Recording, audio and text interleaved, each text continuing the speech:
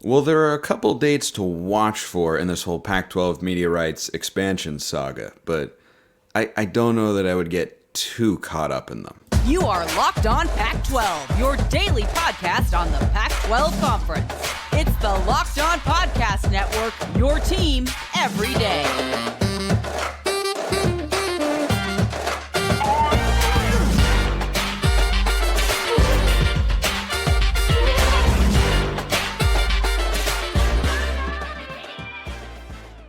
Welcome, everybody, to another episode of Locked On Pac-12. I'm your host, Spencer McLaughlin. Thank you so much for making this your first listen or your first view of the day. Part of the Locked On Podcast Network, your team every day, and your number one source to stay up to date with our media rights free and beloved Conference of Champions. Like, comment, subscribe, rate, review, please, and thank you wherever you listen to or watch the show. Appreciate all of you out there. Back with the show today. That will continue this week. We've got Arizona to talk about. We got a recruiting, like an actual football thing to talk about. I know, crazy. And then some more realignment dominoes to discuss in the future. But in the present, in the near, for those of you who are new here, why don't I just bring things up to speed in about, we call it 10 seconds or less. The Pac-12 officially started negotiating or looking for its next media rights contract beginning in 2024 after the departure of USC and UCLA. We don't have one yet.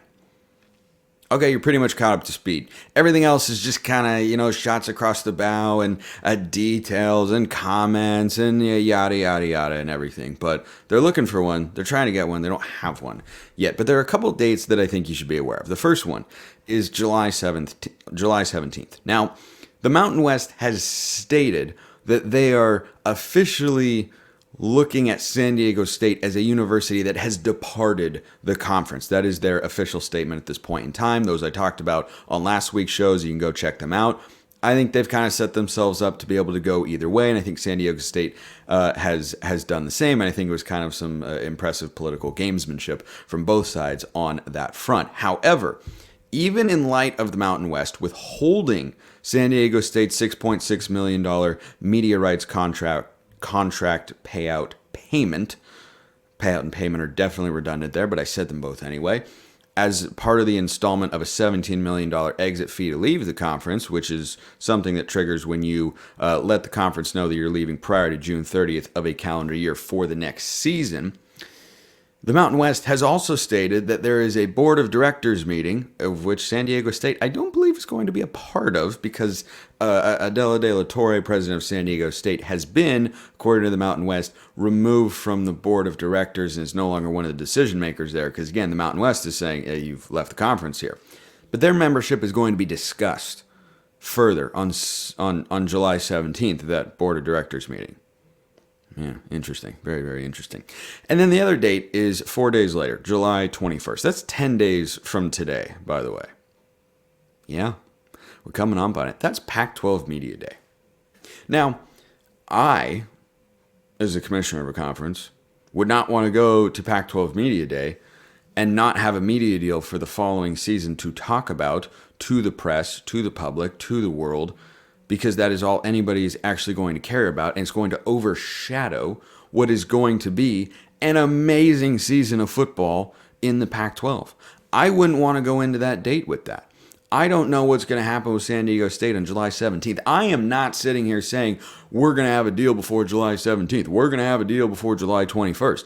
I'm just saying keep an eye on those dates, because you may see more information that I'll get to come on here and react to at the time, and basically cover the same story for the 571st time in the last year and a half. Anyway, I'm exaggerating, but only slightly. So those are the two dates, but I really wouldn't get too attached to those, because everything that makes sense to you and me hasn't played out. The Big 12 has been able to announce its expansion and get a media rights contract. It would make sense to a lot of people, to you, to me, not to everybody listening to or watching the show, and that's okay. We don't always have to agree. We can enjoy each other's differing opinions, right? We can do that, right? We're grown-ups, we're adults. We can reasonably disagree on matters of college athletics and still get along. I hope so. So anyway, things that make sense to you and me and many other people have not transpired. Pac-12 hasn't expanded. Pac-12 hasn't finished its media deal. We are into July, for goodness sakes. I remember I was such a young, naive lad back in, March, thinking, boy, what if these talks went into June? That would be crazy. I've had several people, I'm not even kidding. I've had several people just drop me a note in the YouTube comments just asking if I am okay. Just being like, dude, you seem like you're kind of going crazy with this sort of stuff. Are you good? Yeah, no, I'm fine. This story is just bizarre in so many ways, and it's not inherently logical. Why can the Big 12 do this, but the Pac-12 can't do that? But if that is, as bad as some people think, well, then why haven't those schools left for the Big 12? Well, because like I've been saying, I think they're going to at least wait and see what the Pac-12 media deal numbers are actually going to be, they being Colorado and Arizona at this point in time. There was a point in time when Utah and Arizona State were more closely tied to that. It was all four corner schools. But Utah and Arizona State seem to have really distanced themselves, whereas Arizona and Colorado are kind of like, hey, you never know. If my date cancels on me to the prom over here, or, she shows up and she's feeling sick, I might need you over there. So they're just like, we'll keep you on the back burner, so to speak. But nothing has been logical. Nothing has been coherent from the Pac-12 side of things. It's been very sporadic with their media strategy, with their PR approach, or a lack of a PR approach. Everything has been all over the place, inconsistent, not what we think, contrary to reports or comments that we have seen or that have been made. So I give you those dates to keep an eye on, because I'm going to keep an eye on them. But am I expecting a deal to be done? Nope. I've gotten to the point where I never wake up thinking, I expect the Pac-12 media deal to be done today. I expect that to, I don't expect to happen. Right now in the office where I'm recording this show, a moth is outside the glass door trying to get in. That moth expects to be able to get in, but it shouldn't, because that's just not going to happen. Now, you could maybe finagle your way in and get to the bright, shiny light that you are trying to get to right now, and you can find a different way to get there, but it's not going to be the conventional way that you think. I think that's kind of similar to the Pac-12. Comparing the conference that I cover to a moth chasing a light through a glass door. I've made a lot of analogies and metaphors in my career as a sports broadcaster and sports talk host. That may be, number one, the most impromptu. Number two, the weirdest one. Number three, one of the more accurate ones. You figure I expect that moth at some point to find a way to get into the house if it really, really wants to, which it clearly does. It just isn't going to be the way that it thinks it's maybe going to end up getting into the house here. So anyway, now that we're done talking about moths, we have some football news to talk about. Goodness gracious. We have a huge piece of recruiting news. We don't talk a ton of recruiting here on the show, because very rarely are there commitments, are there individual recruits that worthy an expansive discussion as to why he is so impactful for a particular program or for the conference. But that's what we have. And you know where we're going to go for that? We're going to go to Arizona. But wherever you're going this summer, you got to have your bird dog shorts. You got to have your bird dog shorts because their versatility is unmatched. Whether it's at the beach, in the water, in the pool, playing wiffle ball, playing golf, on a hike, on a walk, on a stroll, bird dog shorts are there. They make you look good. Bird Dogs stretch khaki shorts. I don't know why I said shorts twice, because they're not short shorts. They're just shorts, and they're great shorts. And they're designed to fit slimmer through the thigh and leg, giving you a truly sculpted look. Bird Dog shorts do the exact same thing as Lululemon, but they fit way better. They fit better than regular shorts that are made of a stiff, restricting cotton, so you need to go get yours. Go to birddogs.com/LockedOnCollege or enter promo code LockedOnCollege for a free Yeti-style tumbler with your order. That's birddogs.com/LockedOnCollege or promo code LockedOnCollege for a free Yeti-style tumbler. You won't want to take your bird dogs off, we promise you, so go get your next order today. Good old second segment sip out of the way. And good old Elijah Rushing committed to Arizona. This is a big recruitment. This is a really notable recruitment because Elijah Rushing, nice little voice crack there. For those of you who don't know, forgive me. Earlier today, I was yelling at Julio Rodriguez to do even better than he did in the home run derby. I tell you, when he hit 41 home runs, oh boy, T-Mobile Park, we were popping, we were yelling. That's what led to that. Anyway, so Elijah Rushing in the class of 2024, which is next year's recruiting cycle, is a 5-star edge from Tucson. So in the same city as the University of Arizona. The Wildcats have landed a big-time name here.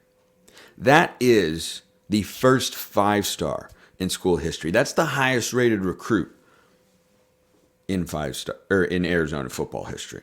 They've never done that before. You know what Arizona has done before? Landed the highest-rated recruit in program history and beaten out other big-time Power 5 football brands for a highly rated recruit. This is the second time that Jedd Fisch and his staff have done that. This is the sort of commitment that you look at and say, wait, they got who? They beat out who? There were those schools were after him, and he chose Arizona. He was down to, I thought he was considering Oregon and Tennessee. Yeah, that's what I'd been hearing. And then you know who made a late surge? Yeah, Arizona. That Arizona. Remember 2021, that was one win. Arizona, Jedd Fisch was the coach that year too. If you'd given in to the instant gratification world that is 2023, you would have said, nope, Jedd Fisch, not good enough. I read 1-11.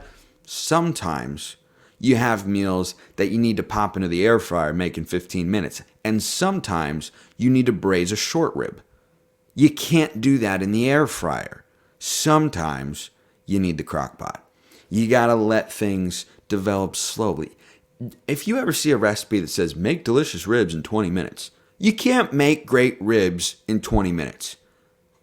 You make great ribs in a time closer to 20 hours, where you let the ribs marinate or absorb the spices for 12, and then you cook them on slowly for like another 8. I'm not a ribs expert.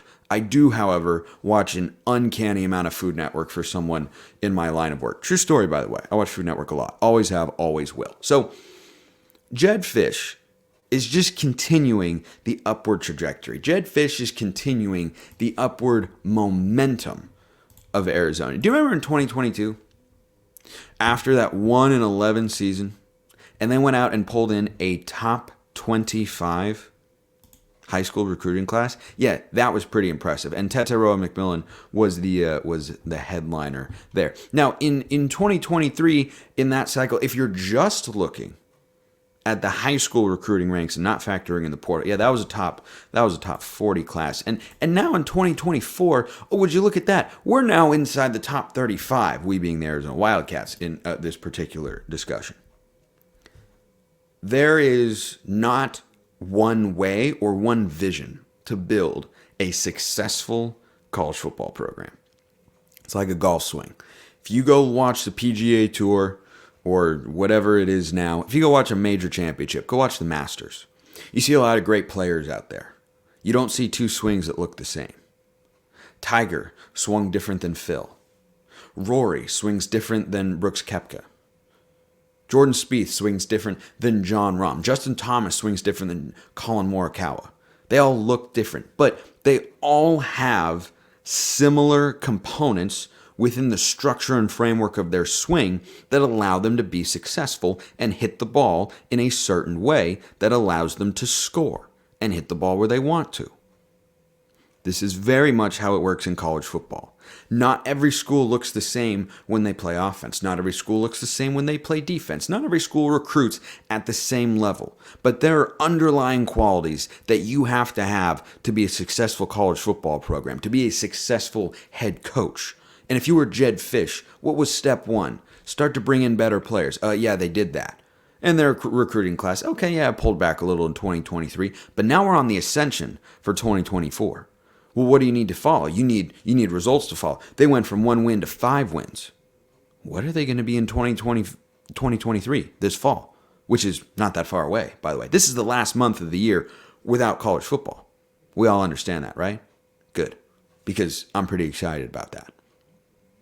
When I look at what a program needs to do to turn itself around, you have to start acquiring more talent.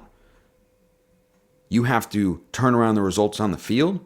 And then you have to start bringing in another level of talent. And recruits like T-Mac and Elijah Rushing and getting Jaden DeLora out of the portal, those are the sorts of recruits, those are the sorts of players. Getting Jacob Cowing coming over from UTEP, where he had a wildly successful career and was very productive and ranked, by the way, if memory serves, as a 4-star transfer. Those are the sorts of players you weren't getting before. I bring all this up to say Jedd Fisch is aware of what he needs to do, and he is implementing that plan. That is a program that is on the rise. I'm not saying they're a contender in 2023. Heck, they might not even be a contender in 2024. But let's presume that my expectation on realignment plays out, and you had San Diego State and SMU, and you cobble together a media deal, and it keeps everybody in place. Let's just say that happens for the sake of argument here. Without USC and UCLA, you know what there is in the Pac-12? You know what exists? A power vacuum. Yeah, Oregon, Washington, and Utah are very clearly at the top. Who's fourth? Who's fourth? Really? Is it Dion in Colorado? Is it Jonathan Smith at Oregon State? Is it Kenny Dillingham at ASU? Is it Troy Taylor in Stanford and what they're doing over there? Or could it be Arizona? I don't know. I've seen Arizona get to a New Year's Six Bowl. I've seen Arizona get to the Pac-12 championship game before. So don't tell me that it can't be done with this program in a conference that won't be as strong as it was when they reached the Pac-12 championship game in 2014. Don't tell me that can't be done. Don't tell me that this is impossible. Is it as easy to build a program up to a championship level there as it is at, say, Oregon or Washington or USC or Utah now? Probably not. But does that mean it's impossible? Absolutely not. And these are the sorts of markers. These are the sorts of recruits. These are the sorts of commits, the recruiting battles that you win that turn heads, that make people go, excuse me? They got who? I don't care if he's from Tucson. Because when programs like Arizona that don't have the richest tradition of football have had great seasons, I am not trying to put Arizona down here, but let's be honest about the fact that they are not the most lucrative winning football program in the conference.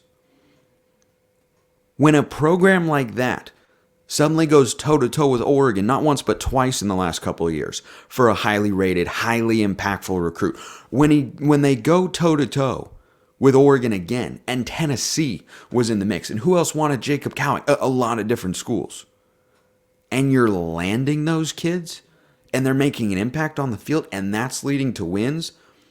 This is what building up a program from the bottom looks like. And make no mistake, it had bottomed out under Kevin Sumlin. Could not have been worse.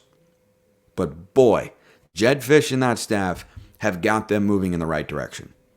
Because Elijah Rushing is the sort of guy who will help them immediately the moment he steps onto campus, by the way. Could probably, depending on who else they're able to get, be their best defensive player in his first season. He has that sort of potential.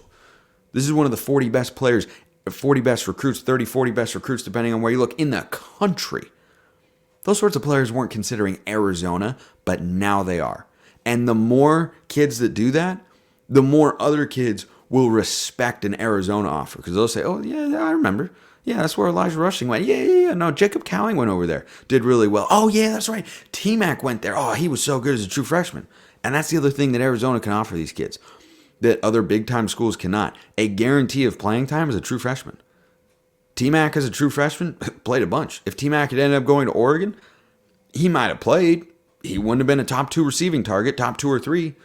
He would not have seen the ball as much. And making those sorts of pitches to kids is valuable. And making it on both sides of the ball and saying, hey, we need to rebuild ourselves in this particular image, and you're going to be a part of that, and you're going to do it the moment you step foot on campus. Yeah, that's a big deal. Keeping this kid at home, beating out big-time programs, having a foundational piece. These are really big deals for Arizona and Jedd Fisch. That is a big-time recruit there. Top 35 class in the country. We've seen him go top 25. What do they do next? And that's the interesting thing. We're always asking what's next. And this is a commitment that should be celebrated amongst Arizona fans and looked at with a side eye by Arizona State fans. Because they're like, oh, they got him? Really?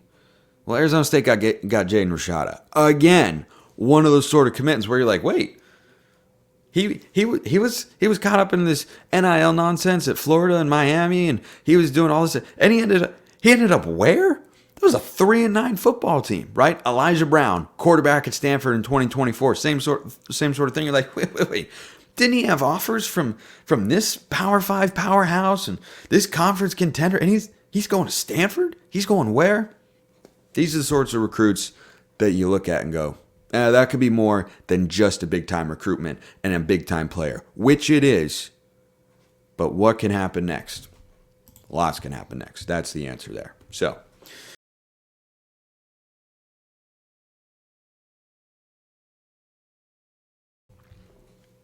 all right, back into the mailbag we go.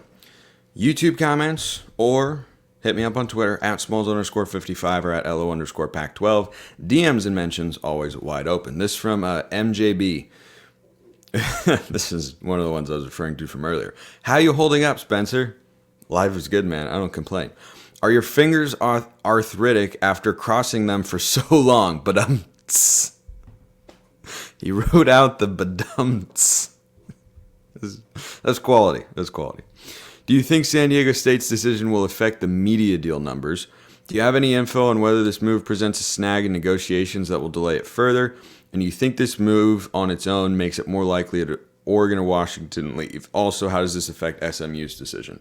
Okay, couple questions in there. And these answers are actually, I think, are pretty simple. Does not affect SMU's decision whatsoever.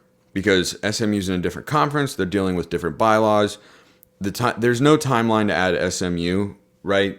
I talked about July 17th earlier.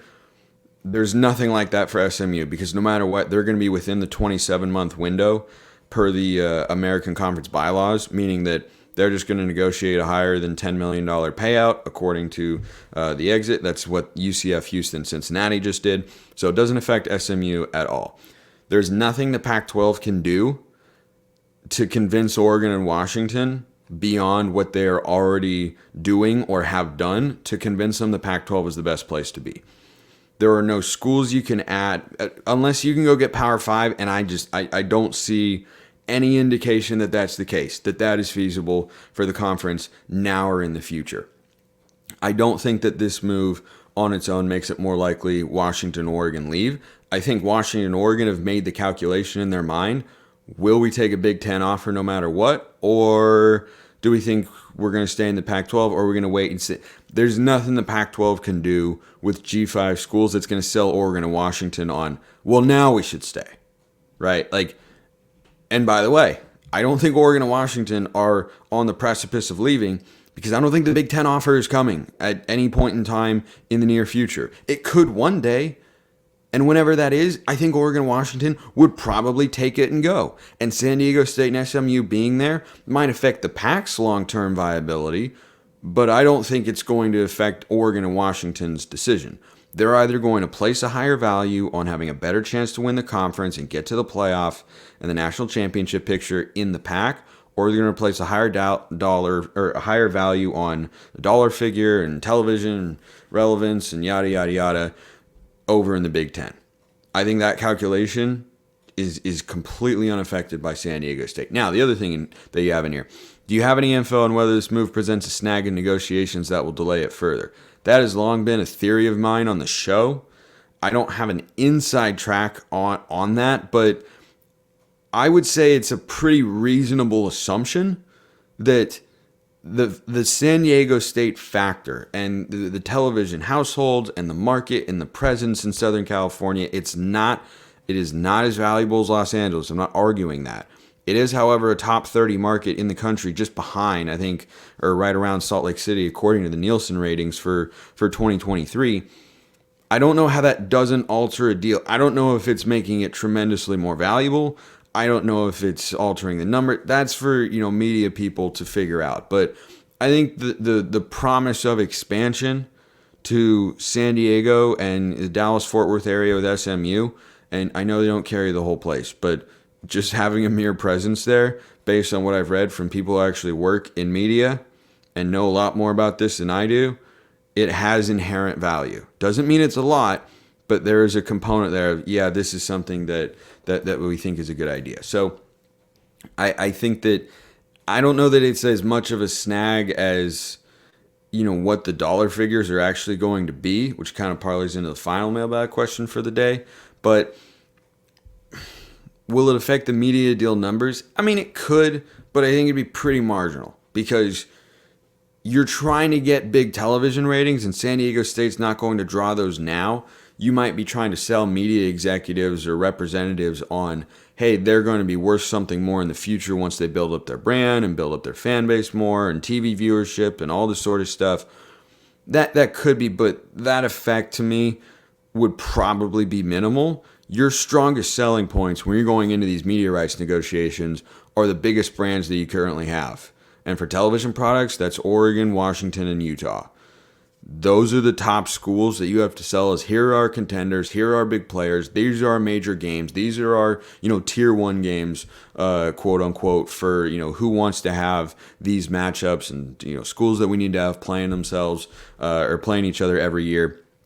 That's what that's what you're kind of looking for there. But no, my fingers are not arthritic yet from crossing them that the deal gets done soon. But hey, you never know. Maybe if I keep crossing them. But good set of questions there. Finally, this one from Tom. Spencer, today you made a comment at the end of the episode that presidents control expansion. Presidents vote on realignment, not athletic directors. On my gravestone, please, when I die. And negotiations. You said the Bay Area schools are the power brokers. This is a question for you, given how poorly this process is going for the Pac. Are the presidents actually running the media process and negotiations behind the scene, and George is just a paper puppet figurehead, which is why we randomly hear from presidents and never from George? Look forward to your comments on the show. So the power broker comment that I made is looking at the historical relevancy of the conference and who has driven realignment moves and also who the original members were. So when Stanford or Cal, the presidents or chancellors or whoever from a university, when they speak at the table, this is my understanding, having spoken with individuals who have been in these conversations or around them or know college sports well, certain schools talking carry more weight. So Arizona and Arizona State, for instance, are perfectly good schools. Arizona State's now an AAU. Arizona, I believe, is also an AAU member. So it's not as if their words carry no weight. In fact, in the rotating committee assignments for the Pac-12 Board of Regents, Arizona is now, Robert Robbins is now the chair of it, and Anne Marie Cauchi at Washington left her seat a year early. I don't know if that's a favor to Arizona or whatnot, but anyway. So in those sorts of conversations and negotiations, who speaks definitely matters. Like, remember, these are ivory tower universities, like completely, you could say elitist, call it whatever you want. They're not exactly like you and me. They have a lot of different priorities.